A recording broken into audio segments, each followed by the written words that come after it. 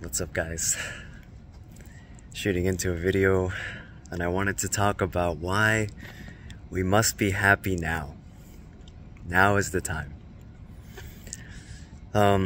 Basically, I want to just start off by talking about my mentality when I was morbidly obese. Like, this is back in 2014. I was close to 240 pounds. And after school, I'd get what was called Lee's Chinese. There's this restaurant called Lee's Chinese, and they're basically a Panda Express copycat.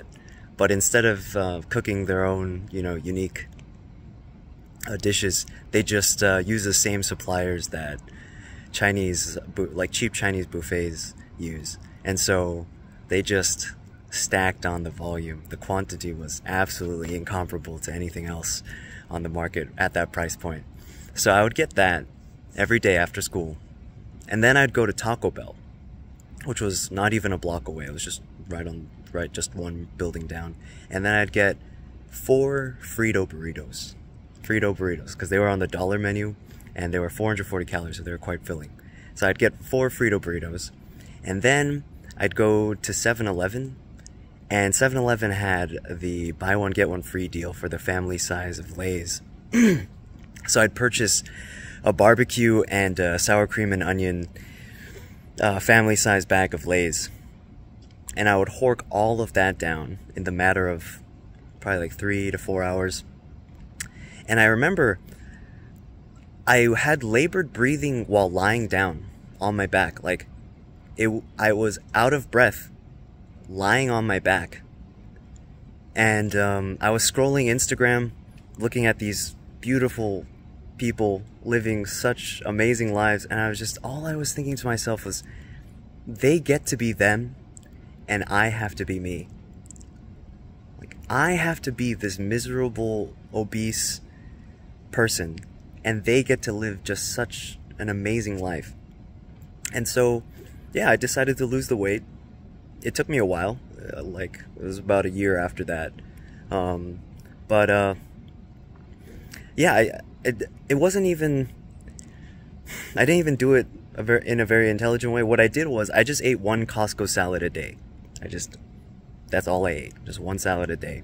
And I did that for a little over 2 months, and I lost over 80 pounds. And at the end of it, I looked in the mirror and I was like, I don't look good.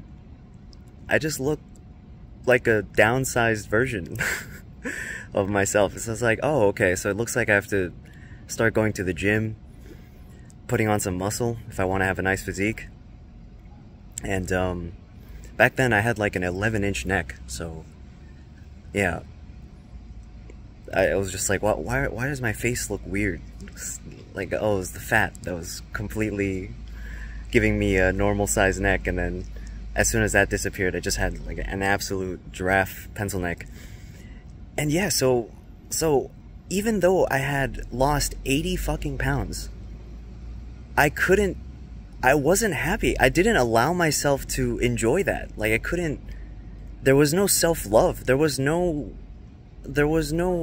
internal dialogue of, damn, I'm kind of cool. Like, I kind of accomplished something amazing. It was just like, dude, you're still a fuck up. Like, you're still so fucking disgusting and undesirable. And then, yeah, like, I worked on getting a nicer physique. I worked on improving, my facial aesthetics. I worked on everything. And then the goalpost just fucking moved again. It's just a constant fucking goalpost downstream. Like, right now I do 4 hours of zone 2 cardio per week, and I hit the gym 6 times a week. And still, like, yeah, I mean, I've done a lot of, emotional work, a lot of self-love work, so it's gone a lot. Like, the internal dialogue's a lot better now. But man, for a minute there, I was just like, damn, you're just really just a worthless piece of shit, aren't you? And it's like, dude, there's only the present moment. There's only the now. The past doesn't exist. The future doesn't exist.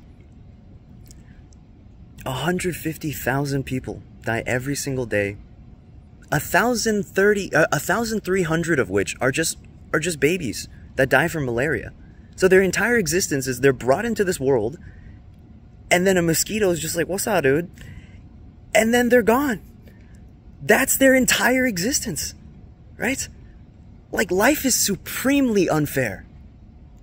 It's supremely unfair. It's never been fair, and it'll never be fair. And so, putting your happiness in something in the external is just an absolute recipe for fucking disaster. Because there's always something to improve upon.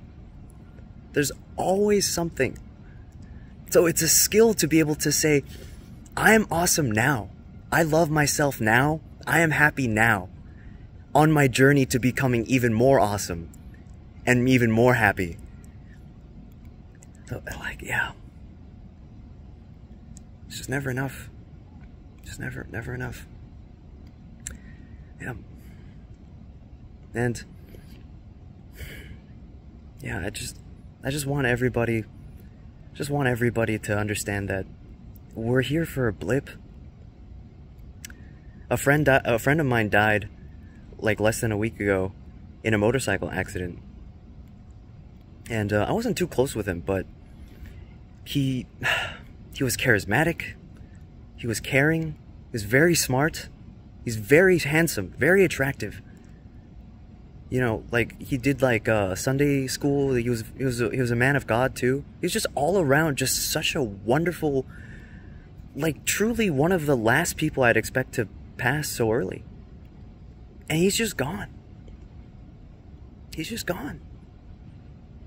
And I didn't really think about him until I started filming this video. So it's like, nobody cares if you're happy or you're sad. And it's not that they don't care, it's that they can't care. Like, I have to do my shit. Like, if you were to approach me and talk to me about your problems, I would care acutely in that moment. I would absolutely go like, oh, dude, are you okay, man? Like, I genuinely wish you the best. Do you want to talk about it? But dude, as soon as we part ways, man, it's back to me. And it's just the same for everybody else. So please,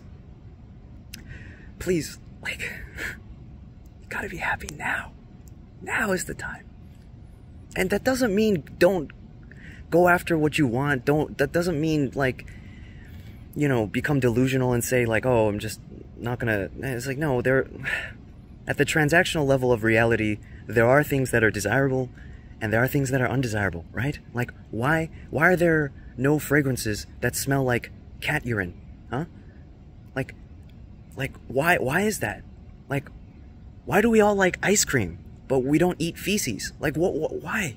Like, why are some things from an anthropological lens desirable and undesirable, right? So it's like, of course, and of course, I'd like to say more, but we live in a hypersensitive society, so like, I have to be very careful.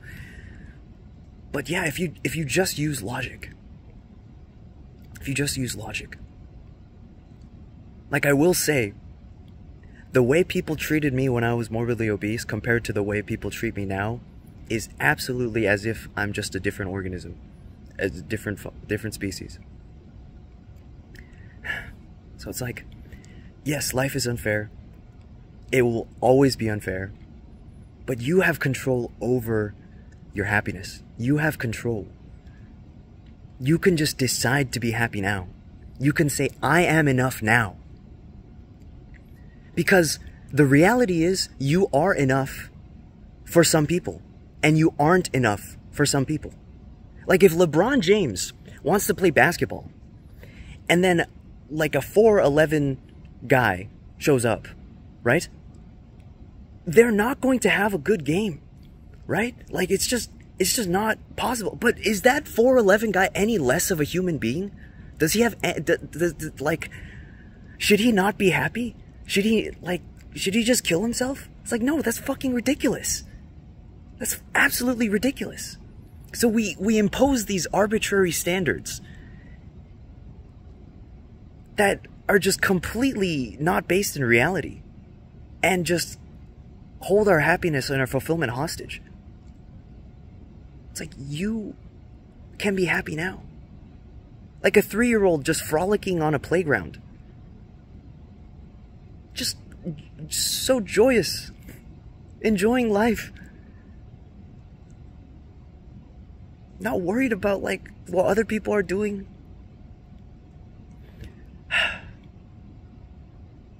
You could be happy. You just gotta be happy now. I love you very much. I love you so much. I just want people to be happy, because that's, you can't control the external. We can't control the external. I mean, we can influence the external, but ultimately the variables that have the largest impact on the trajectory of our life are just completely outside of our control. And so put your fucking foot down and say, I am going to be happy now.